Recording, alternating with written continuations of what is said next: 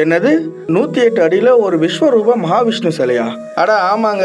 இப்போ அந்த சிலையை பார்க்கறதுக்கு நம்ம எங்கே வந்திருக்கோம்னு பார்த்தீங்கன்னா, பெங்களூரில் ஈஜிபுரான்ற ஏரியாவில் ஸ்ரீ கோதண்டராம சுவாமி டெம்பிள் இருக்குங்க. ஸோ அந்த டெம்பிளுக்கு தாங்க வந்திருக்கோம். இந்த சிலையோட ஹைட் என்னன்னு பார்த்தீங்கன்னா 108 அடிங்க. உலகத்திலேயே உயரமான பெருமாள் சிலை இதுதான் சொல்கிறாங்க. இதோட வெயிட் என்னன்னு பார்த்தீங்கன்னா 420 டன்.